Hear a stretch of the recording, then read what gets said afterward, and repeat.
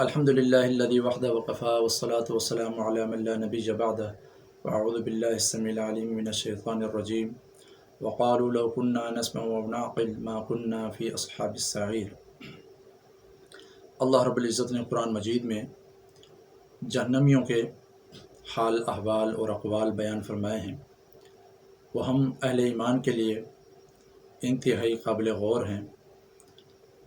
کہ جہنم میں جانے کے اسباب اور اعمال کئی ہوں گے، لیکن جہنمیوں نے اپنی زبان سے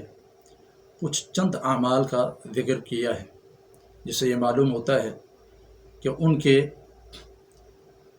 سمجھ میں سب سے زیادہ خطرناک اعمال وہ وہی تھے جن کی وجہ سے وہ جہنم میں داخل ہوئے ہیں۔ مثلا ایک صورت میں اللہ تعالیٰ اس موضوع کو یوں بیان فرماتے ہیں کہ جہنمیوں سے سوال کرنے والے سوال کریں گے، پوچھیں گے ما سلککم فی سقر، جہنم میں تمہیں کس چیز نے داخل کیا؟ قالوا، وہ کہیں گے لم نک من المصلین، ہم نماز پڑھنے والوں میں سے نہ تھے، ولم نک نطعم المسکین، اور ہم مسکینوں کو کھانا نہ کھلاتے تھے، وکنا نخوض مع الخائضین۔ اسی طرح سورہ ملک کے اندر اللہ رب العزت جہنمیوں کی بدحالی انہی کی زبانی بیان فرماتے ہیں، اور وہ جواب جہنمیوں کا انتہائی جامع ترین جواب ہے، یعنی اس کے اندر آیت مبارکہ کے اندر ان جہنمیوں نے کسی خاص عمل کا ذکر نہیں کیا کہ اس گناہ کی وجہ سے ہم جہنم میں آئے، بلکہ جامع جواب دیا ان الفاظ کے ساتھ کہ وہ کہیں گے قالوا لو كنا نسمع او نعقل، کاش کہ ہم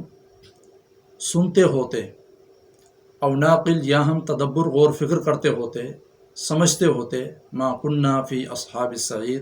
تو ہم جہنم والوں میں سے نہ ہوتے۔ اس آیت سے معلوم ہوا کہ نہ سننا اور عقل کو استعمال نہ کرنا دین میں، تدبر اور غور فکر نہ کرنا، یہ جہنم میں جانے کا سب سے بڑا جامع ترین سبب ہے۔ تو اس آیت کے اندر ایک نقطہ یہ بھی ہے کہ الفاظ کے اندر جب ہم غور کریں کہ ایک لفظ جو اللہ تبارک و تعالیٰ نے بیان فرمایا ہے کنا نسمع، عربی گرامر کے لحاظ سے کان یکون اگر فعل مضارع پر داخل ہو تو ماضی استمرار کا معنی ہوتا ہے، یعنی کنا نسمع او نعقل، یہاں پر اس کا ہم ترجمہ یوں کریں گے کہ ہم اپنے زندگی کے سارے شب و روز میں، زندگی پوری کے اندر سنتے ہی نہ تھے، یعنی تسلسل نہ تھا سننے میں تکرار اور کثرت نہ تھی۔ تو اس سے معلوم ہوا ان مسلمانوں کے لیے نصیحت ہے اس کے اندر کہ جو مسلمان رمضانی مسلمان ہیں یا جمعے والے مسلمان ہیں یا عیدوں والے مسلمان ہیں، ان کے لیے لمحہ فکری ہے اس آیت کے اندر کہ ایسا مسلمان کبھی اللہ تبارک و تعالیٰ کے سامنے کامیاب نہیں ہو سکتا، سرخرو نہیں ہو سکتا۔ اس اسلام کے اندر عمل کرنے کا ایک ہی طریقہ ہے کہ آپ تسلسل کے ساتھ، یکسوئی کے ساتھ اور دل لگی کے ساتھ ایک سلسلہ قائم رکھیں، روزانہ کی بنیاد پر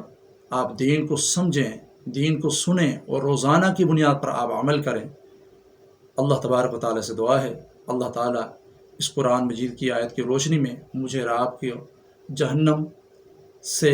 بچنے کے جو اسباب ہیں ان کو اختیار کرنے کی توفیق عطا فرمائے۔ وآخر دعوانا الحمد للہ رب العالمین۔